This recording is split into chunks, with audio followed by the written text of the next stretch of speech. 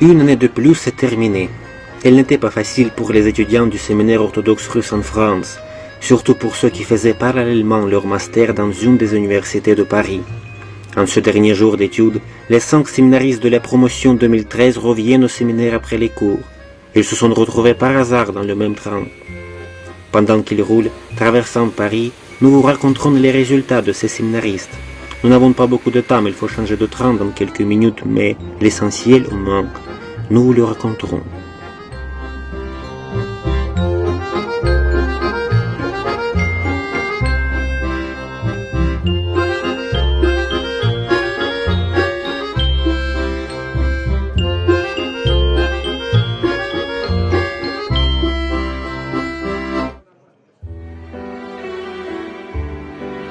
Georgie Bobayan. C'est à Moscou que Georgie est né. Il a terminé le séminaire auprès du monastère Sretiensky, à 2 pas de la célèbre Lubyanka. De ces années de voisinage avec cet effroyable lieu de l'histoire russe du siècle dernier, il a gardé un patriotisme contagieux et plein d'enthousiasme. Après plusieurs années d'études à l'Académie de théologie de Moscou, à la Laure Saint-Serge, Georgie vient de faire son master dans notre séminaire. Il termine actuellement son mémoire, guidé par Madame Odile Boulnois à l'École pratique des hautes études. Ses recherches portent sur la fascinante figure de Melchisédek, roi de Salem, qui a béni le patriarche Abraham, surtout inspiré l'auteur de l'Épître aux Hébreux, qui voit en lui la figure du sacerdoce éternel du Seigneur Jésus-Christ. Un jour, au début de la 2e année de mes études à l'Académie théologique de Moscou, je reviens après mes vacances d'été et j'apprends que le séminaire russe en France, ce qui est déjà extraordinaire, propose aux étudiants de faire leurs études à Paris.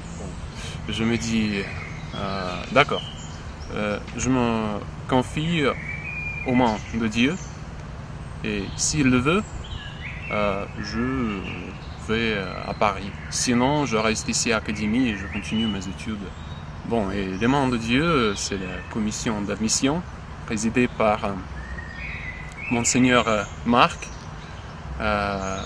assisté aussi par Monseigneur Nestor et le Père Alexandre, le recteur du séminaire. Bon, et Monseigneur Marc me pose la question que je retiens pour toute ma vie. Qu'est-ce que vous attendez de vos études à Paris? Je dis, Monseigneur, tout d'abord, je veux apprendre français. Puis, c'est mon ancien rêve d'aller faire mes études en Europe pour voir ce que c'est l'enseignement européen qui est apprécié par tout le monde. Puis, j'apprends que je suis admis. Je suis très ravi. Je vais à une librairie, j'achète un manuel de français, je l'ouvre et je me dis, oh mon Dieu, où vais-je?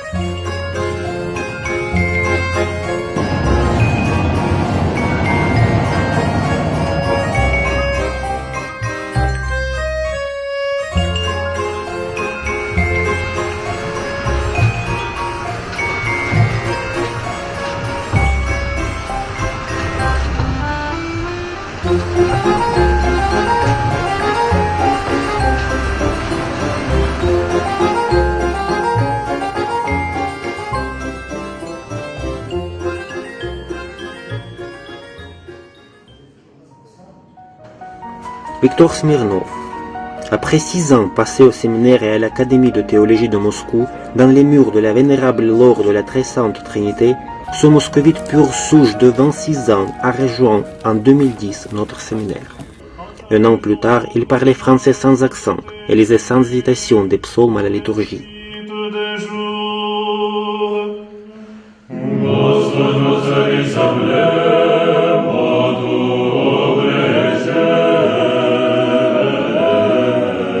Au cours des 2 dernières années, il prépare son mémoire de master sous la direction du professeur Pierre Gonod, dans la prestigieuse et accueillante École pratique des hautes études.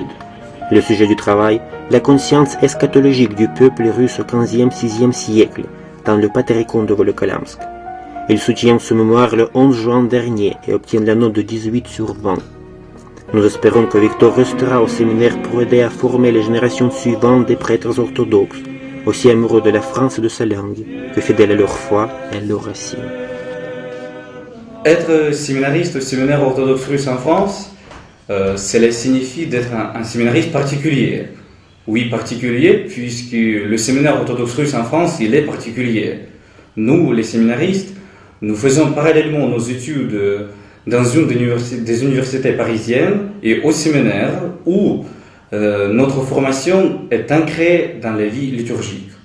Or, la formation dans des universités publiques nous permet d'avoir des liens avec le monde laïque et extérieur, tandis que notre formation au séminaire et la vie liturgique au séminaire nous aide à discerner ce qui est utile dans ce monde et ce qui ne l'est pas ou moins utile pour notre futur ministère sacerdotal auquel nous sommes appelés.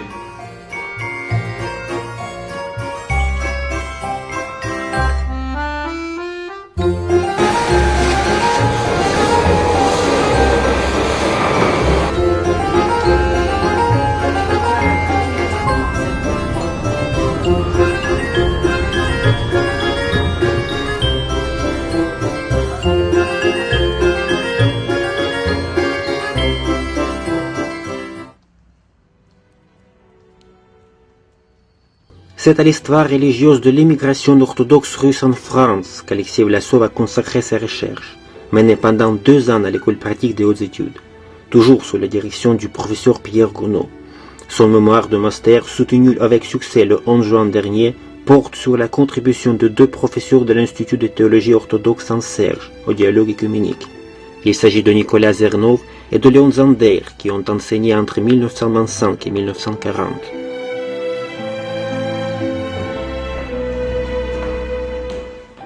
Originaire de Tambov, dans le centre de la Russie, Alexei a terminé auparavant le séminaire auprès du monastère Chrétiensky à Moscou, puis a étudié à l'Académie de théologie de Sergiev Posad.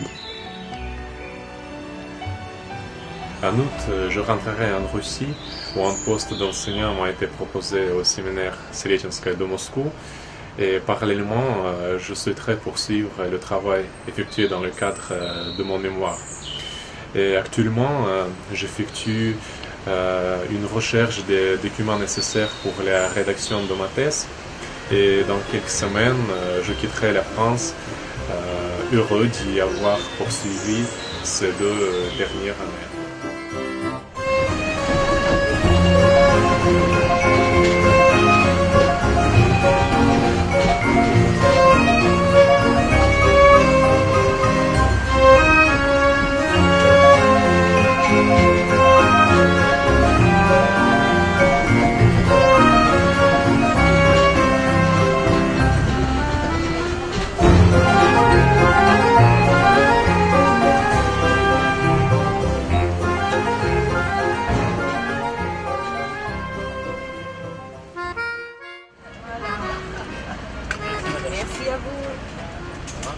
L'Ukrainien Vladimir Motan est le premier de la promotion 2013 à recevoir l'ordination.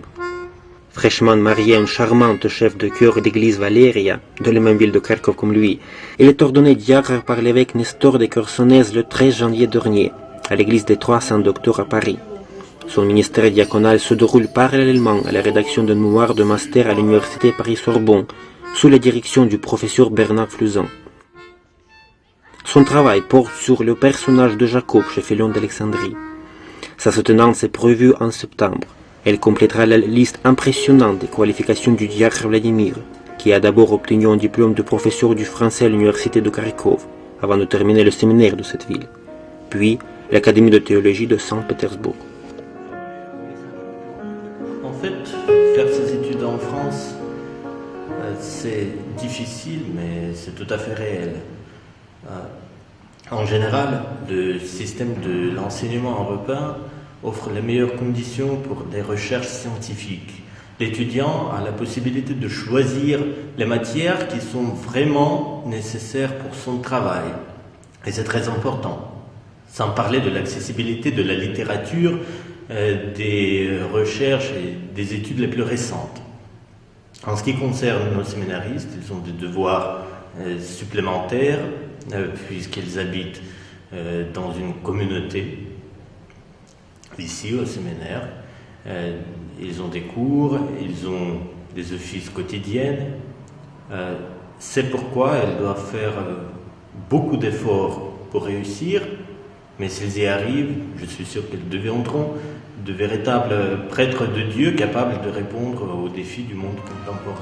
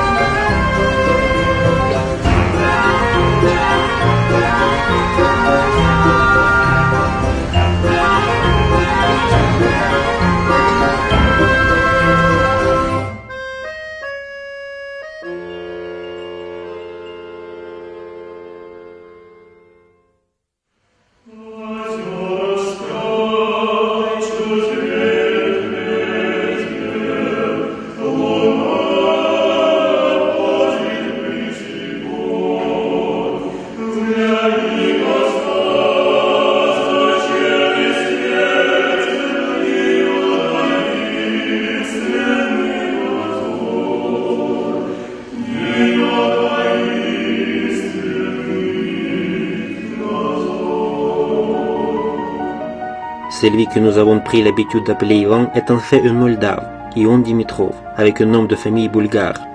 Le cosmopolitisme d'Ion ne s'arrête pas là, c'est en Ukraine, à Odessa, qu'il fait son séminaire. Puis il est admis à l'Académie de théologie de Moscou où il étudie avant de rejoindre en 2010 notre séminaire à Épinay-sous-Sénart pour faire son master.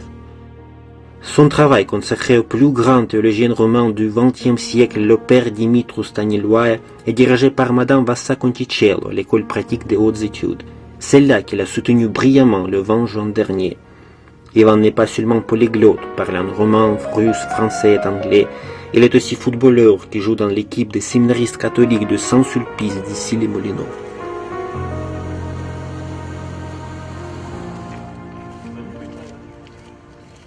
Aux actuels et aux futurs séminaristes, je leur souhaite qu'ils trouvent le sens et le but de leurs études, car ainsi le parcours devient beaucoup plus facile et fructueux.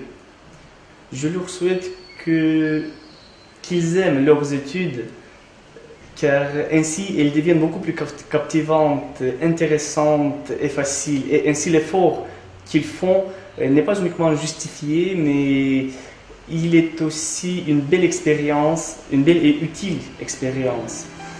Je leur souhaite aussi qu'ils agissent de manière que leurs actions ne soient que des belles empreintes sur le corps de l'Église et sur le corps du Christ dont ils sont les membres.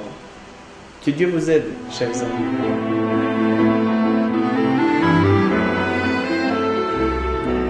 Nous voilà arrivés.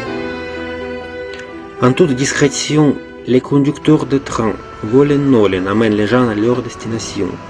Les trains qu'ils conduisent, souvent peu confortables et bruyants, nous portent à notre objectif par des trajectoires aussi directes que possible, conçues de sorte à n'être pas embarrassés par des constructions existantes, par les particularités du terrain et les cours d'eau.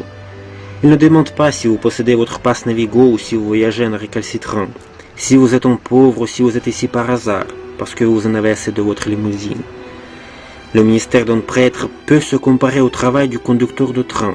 Le prêtre, comme celui qui commande les rames du métro, passe son temps à conduire les autres vers leur destination. Les deux transportent des personnes diverses et variées, par des chemins souvent cachés au regard des autres, eux-mêmes pas toujours reconnus dans leur travail. Nous souhaitons aux séminaristes de la promotion 2013 de devenir bons pasteurs, guides fidèles pour toutes les âmes qui se confieront à eux. Puisse-t-il, avec le concours du Saint-Esprit, porter avec dévotion et respect chaque personne vers la destination où nous attend le Seigneur Jésus-Christ et son Père, notre Dieu véritable. Il faut descendre.